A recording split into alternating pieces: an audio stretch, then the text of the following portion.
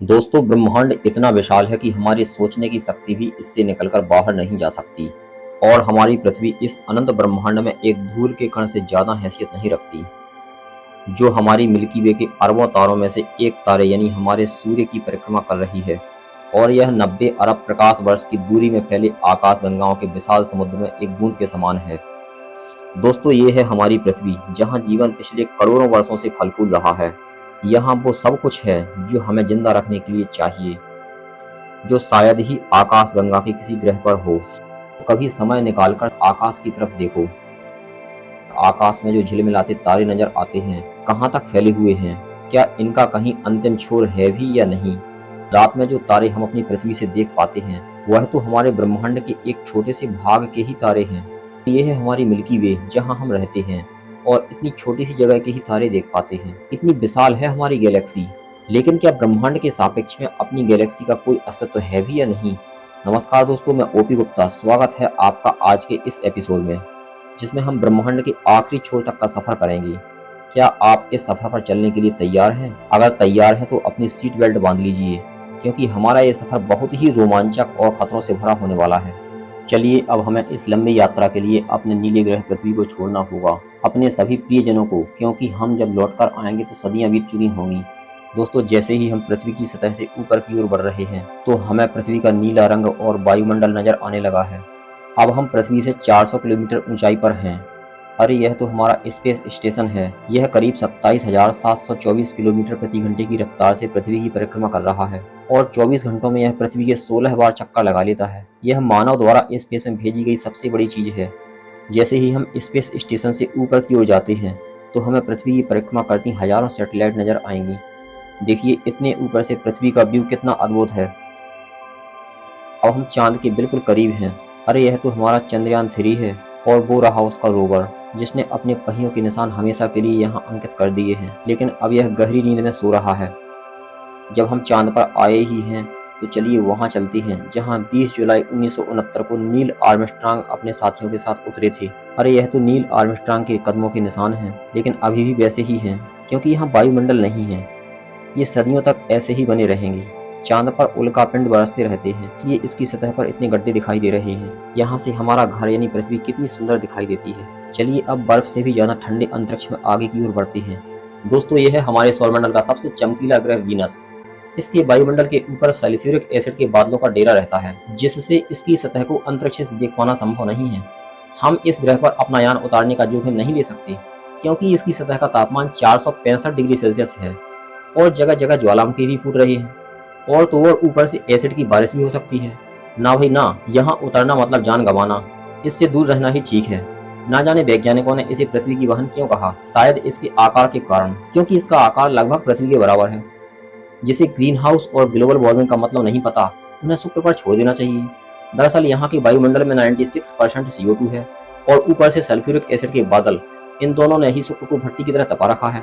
सूर्य का प्रकाश ग्रह पर आता तो है, लेकिन इसकी गर्मी ग्रह पर कैद होकर रह जाती है। रात के तापमान में भी कोई खास बदलाव नहीं होता। शुक्र को ऐसा ही रहने दें और हम आगे बढ़ते हैं। यह तो बुध है, सूर्य के सबसे निकट का सबसे छोटा ग्रह। इसकी धरती बिल्कुल चंद्रमा से मेल खाती है। बिल्कुल चंद्रमा की तरह ही इस पर बड़े बड़े गड्ढे हैं। यहाँ दिन का तापमान 400 डिग्री सेल्सियस, तो वहीं रात्रि का तापमान -170 डिग्री सेल्सियस हो जाता है। इससे भी दूर रहना ठीक है, क्योंकि तापमान में इतना उतार चढ़ाव हम सहन नहीं कर सकते। ये है हमारा सूर्य। यही पूरे सौरमंडल का भगवान है। इसी की गर्मी और ग्रेविटी की वजह से पृथ्वी पर जीवन चल रहा है। यह इतना बड़ा है कि लाखों पृथ्वियां इसमें समा सकती हैं। इससे निकली लपटें लाखों किलोमीटर दूर तक पहुंचती हैं। पृथ्वी से 15 करोड़ किलोमीटर दूर यह तारा इतना बड़ा है कि पूरे सौर सिस्टम के द्रव्यमान का 99.99% है। इसे नमस्कार करते हुए अब हम आगे मंगल की ओर रवाना होते हैं। दोस्तों, अब हमारा यान मंगल के बहुत करीब पहुंच गया है। मंगल पृथ्वी के सबसे नजदीक जीवन की संभावना से भरा हुआ ग्रह है। यह एक ठंडा और लाल ग्रह है, लेकिन इतना भी ठंडा नहीं है कि यहाँ सर्वाइव ना किया जा सके। इसकी भूमध्य रेखा पर जीने लायक तापमान लगभग 20 डिग्री सेल्सियस बना रहता है। आने वाले समय में आप यहाँ मानव बस्तियां बसते हुए देखेंगे। अब मंगल पर आए हैं तो ओलंपस मांस जरूर देखेंगे, जो एक ज्वालामुखी पर्वत है। यह हमारे माउंट एवरेस्ट से 3 गुना ऊंचा है और पूरे सौरमंडल का सबसे ऊंचा पर्वत है। और दूसरी चीज है दूर अंतरिक्ष से दिखने वाली यह गहरी लकीर जैसी खाई। जिसे बैलेस मैरिनेरिस कहते हैं। यह 4000 किलोमीटर लंबी घाटी है जो पूरे सौरमंडल की सबसे बड़ी घाटी है। इसकी लंबाई यूएस यानी अमेरिका जितनी है। दोस्तों, मंगल जैसा आज दिखता है वह अतीत में ऐसा बंजर और वीरान नहीं था। यहाँ पर भी नदियाँ बहती थीं, जीवन था, लेकिन फिलहाल तो यहाँ के हल्के वायुमंडल में उड़ती रेत ही यहाँ की सच्चाई है। यहाँ से धरती किसी तारे की तरह ही आकाश में नजर आती है। अब अपना सीट बेल्ट एक बार फिर से कस लीजिए, क्योंकि अब सफर ज्यादा खतरनाक होने वाला है। हम एस्ट्रॉयड बेल्ट से गुजरने वाले हैं। ना जाने सामने कौन सी चट्टान आकर हमारे यान से टकराए। इस चट्टान को देखिए, ये कितनी बड़ी है। कुछ चट्टानें तो इतनी बड़ी होती हैं कि जिन पर पूरा शहर का शहर बसाया जा सकता है। इन्हीं चट्टानों में से एक ने 25 करोड़ साल पहले पृथ्वी से टकराकर डायनासोर का नामो निशान मिटा दिया था। लेकिन हमें एहसान मानना चाहिए जुपिटर का, जो पृथ्वी की ओर आंख उठाकर देखने वाली चट्टान को अपनी ओर खींच लेता है। जुपिटर या बृहस्पति सोलर सिस्टम का सबसे बड़ा ग्रह है, लेकिन हम चाहकर भी इस पर उतर नहीं सकते, क्योंकि इसके गैसीय वातावरण में ही फंसकर रह जाएंगे। और यह भी पता नहीं कि नीचे जमीन मिलेगी या नहीं। लेकिन इसके सबसे बड़े चंद्रमा यूरोपा पर बर्फ और चट्टानों से बनी ठोस जमीन है, जिस पर वैज्ञानिकों की पैनी नजर है। जुपिटर के एटमॉस्फेयर में यह धब्बा एक चक्रवाती तूफान है जो पृथ्वी से 3 गुना बड़ा है और लगभग 350 वर्षों से बना हुआ है। दोस्तों, हमारा अगला पड़ाव है शनि ग्रह, जो हमारे सौरमंडल का सबसे सुंदर ग्रह है। इससे इतनी सुंदरता बर्फ और धूल से बने छल्लों के कारण मिली हुई है। यह भी जुपिटर की ही तरह एक गैस का विशाल गोला है। इसके एक चंद्रमा टाइटन पर पृथ्वी की ही तरह नदियां और सागर हैं, घना वायुमंडल है। यहाँ मौसम और बारिश भी होती है, लेकिन चौंकिए मत, यहाँ नदियां और सागरों में पानी नहीं बल्कि तरल मीथेन गैस है। वैज्ञानिक मानते हैं कि जब सूर्य रेड जायंट बनेगा, तब सूर्य की गर्मी से टाइटन पर जीवन शुरू होने लगेगा। अब हम यहाँ से जैसे जैसे अंतरिक्ष की गहराई में जाते हैं, हमारी पृथ्वी हमारी आंखों से ओझल होती जाती है। हमारा अगला पड़ाव है यूरेनस। प्राचीन समय में यूरेनस और नेपच्यून के बारे में कोई जानकारी नहीं थी। इसकी जानकारी हमें टेलीस्कोप के आविष्कार के बाद मिली। हमारे सोलर सिस्टम का आखिरी प्लेनेट है नेपच्यून, लेकिन यहाँ से आगे भी कुछ है। और यहाँ हमारे सोलर सिस्टम का एंड नहीं होता, बल्कि अब शुरू होता है कुइपर बेल्ट। यहाँ पर भी एस्ट्रॉयड बेल्ट की तरह चट्टानें तैरती रहती हैं। यह बेल्ट एस्ट्रॉयड से भी 20 गुना चौड़ा और 200 गुना अधिक फैलाव में है। और यहाँ पर है प्लूटो, जो कभी ग्रह हुआ करता था, लेकिन वैज्ञानिक अब इसे कुइपर बेल्ट की एक बड़ी चट्टान मानते हैं। कुइपर बेल्ट में चट्टानों का आकार एस्ट्रॉयड बेल्ट से बड़ा है। दोस्तों, अब हम अपने सोलर सिस्टम के अंतिम छोर पर आ गए हैं। अरे ये क्या चीज है? यह तो वॉयेजर 1 स्पेसक्राफ्ट है, जो अभी तक 24 अरब किलोमीटर दूरी तय कर चुका है और धीरे धीरे सौरमंडल से बाहर जा रहा है। अब यह पृथ्वी से इतनी दूरी पर आ चुका है कि यह एक सिग्नल को पृथ्वी तक पहुंचाने में 22.5 घंटे लगा लेता है।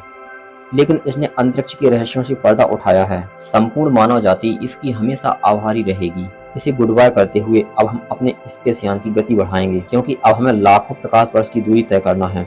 दोस्तों, अभी हम अपने सोलर सिस्टम से इतनी दूर आ चुके हैं कि यहाँ से हमारा सूर्य भी एक तारे जैसा ही नजर आ रहा है।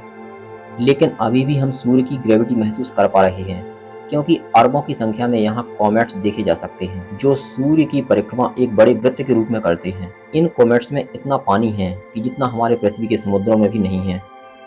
कुछ वैज्ञानिक मानते हैं कि पृथ्वी पर पानी इन्हीं कॉमेट्स से पहुंचा है, और यह भी हो सकता है कि किसी कॉमेट्स पर सूक्ष्म जीव के रूप में जीवन आज भी हो। कॉमेट्स का एक विशाल घेरा हमारे सौरमंडल के चारों ओर है, जिसे हम ऊर्ट क्लाउड कहते हैं। ऊर्ट क्लाउड ही हमारे सौरमंडल की आखिरी और अंतिम हद है। इसके आगे सूर्य की ग्रेविटी भी शून्य हो जाती है। और अब हमारा यान यहीं पर आ चुका है। अब हम अपने सोलर सिस्टम को गुड बाय करते हुए बिल्कुल अनजान अंतरिक्ष में सफर कर रहे हैं। लेकिन अब हमारा लक्ष्य है प्रोक्सिमा सेंटोरी तक पहुंचना, जो हमारा एक पड़ोसी तारा है और हमसे 4.3 प्रकाश वर्ष दूर है। लेकिन अब हमें आगे देखने के लिए इंफ्रारेड विजन की जरूरत पड़ेगी, क्योंकि आगे केवल हार जमा देने वाली ठंड और अंधेरे के सिवा कुछ नहीं है। अब हम अपनी पृथ्वी से बहुत दूर आ चुके हैं और अब हमें चारों ओर यहाँ अरबों तारे दिखाई दे रहे हैं। अब हम अपने पड़ोसी तारामंडल प्रोक्सिमा सेंटोरी की तरफ आगे तेजी से बढ़ रहे हैं। यहाँ प्रकाश की गति से पहुँचने पर भी 4.3 साल लगेंगे।